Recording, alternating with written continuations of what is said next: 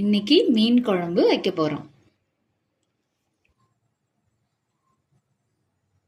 எண்ணெய் ஊற்றிக்கலாம்.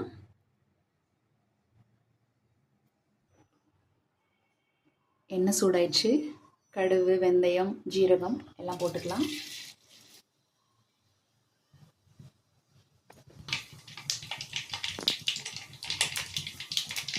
கடுகு பொரிஞ்சிட்டு கருவேப்பிலை,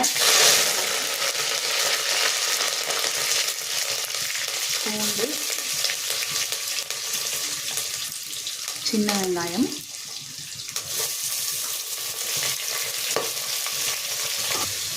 மஞ்சத்தூள் ஆட் பண்ணிக்கலாம். வெங்காயம் வணங்கிட்டு இருக்கு. வெங்காயம் பாதி வணங்கிடுச்சு. தக்காளி சேர்த்துக்கலாம்.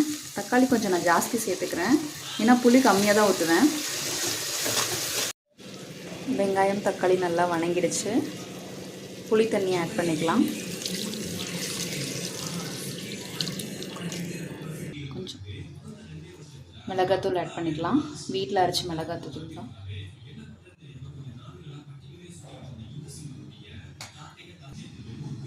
வீட்டில் அரைச்ச வரமிளகாத்தூள் கொஞ்சம் ஆட் பண்ணிக்கலாம். சால்ட்டு. குழம்பு நல்லா கொதிச்சிருச்சு. அப்படி கரண்டி விட்டு பார்த்தா அந்த திக்னஸ் கொஞ்சம் கரண்டியில் தெரியணும் குழம்பு. அப்போ தான் மீன் போட்டால் நல்லாயிருக்கும். குழம்பு அப்போ தான் தண்ணி மாதிரி இருக்காது. மீன் போட்டுக்கலாம். சால மீன்.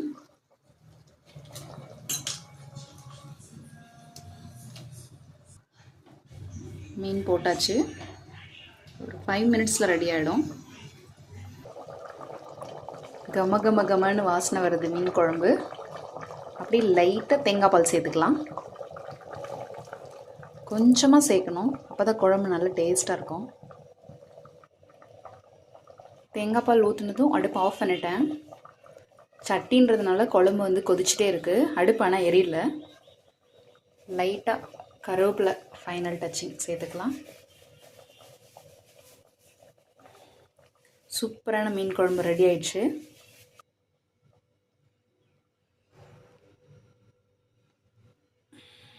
அவ்வளோதான், மீன் குழம்பு ரெடி.